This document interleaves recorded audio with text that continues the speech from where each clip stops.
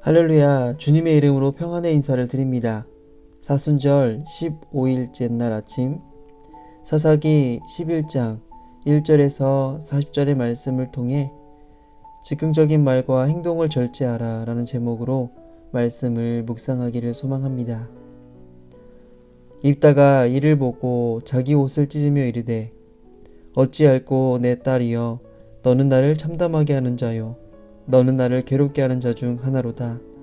내가 여호와를 향하여 입을 열었으니 능히 돌이키지 못하리로다 하니. 이스라엘 백성은 풍요로운 가나안 땅에 정착하면서 점점 하나님보다 가나안 우상을 섬기기 시작합니다.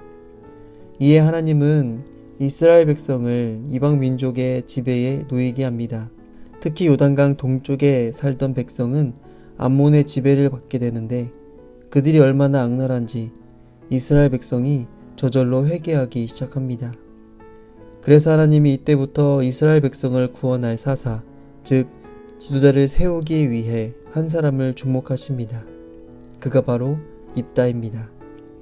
입다는 길르앗 땅에 살던 큰 부자의 아들이었는데 창녀에게서 태어났다는 이유로 집에서 쫓겨납니다.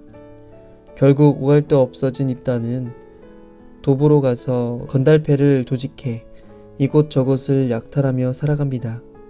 그러던 어느 날 자신을 추방했던 일조했던 이 길르앗 장로들이 찾아옵니다.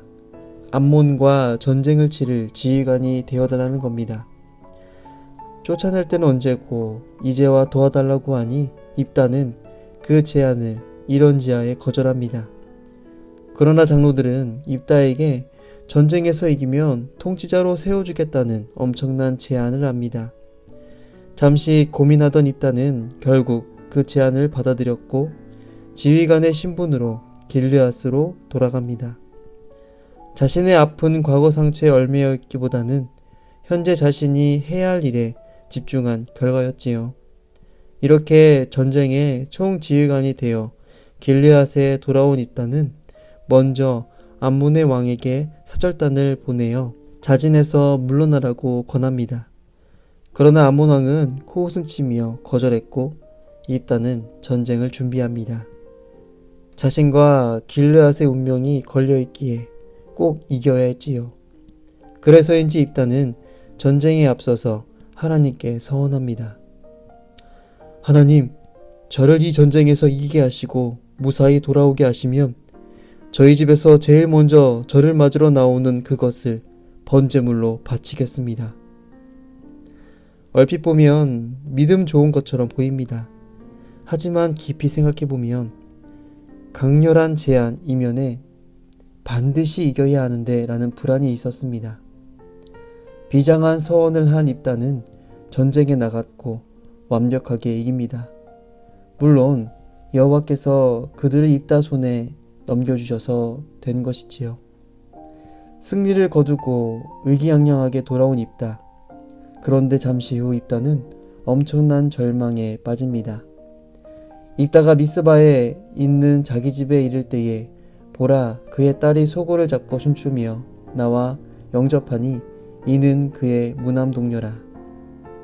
맨 먼저 그의 딸이 나오자 입다는 그 자리에 주저앉아 통곡하며 자초지종을 설명합니다. 그 이야기를 들은 딸은 놀랍게도 하나님께서 서원하셨으니 그대로 하십시오 하며 서원대로 번제물로 바쳐집니다. 가장 기쁜 순간 직후에 벌어진 가장 슬픈 사건이자 가장 애통한 결말입니다. 이 일의 원인은 무엇일까요? 바로 하나님께 완전히 맡기지 못하고 승리를 위해서 하나님과 거래하고자 한 입다의 불안함이었습니다. 그 불안함이 즉흥적인 말과 겸손한 행동으로 이어져 입다는 승리의 주인공이 아닌 비극의 주인공이 되어버렸습니다. 우리가 살면서 불안한 일을 만날 때 해야 할 일은 주님, 결과가 어떻든지 그냥 주님께 맡깁니다. 이끌어 주세요. 이렇게 기도해야 합니다. 과거에 불안해하지 말고 내가 앞서 하려 하지 말고 오롯이 주님께 맡기십시오. 그러면 온 세상을 통치하시고 모든 것을 주관하시는 하나님이 가장 좋은 길을 여시고 우리를 그렇게 인도할 것입니다. 함께 기도합니다. 하나님, 우리는 작은 것에 흔들립니다.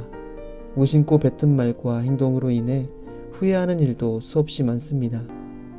이제부터 감정이 요동칠 때 하나님의 마음을 생각하며 절제하게 하셔서 마지막에 영원한 승리를 얻게 하옵소서. 예수님의 이름으로 기도합니다. 아멘.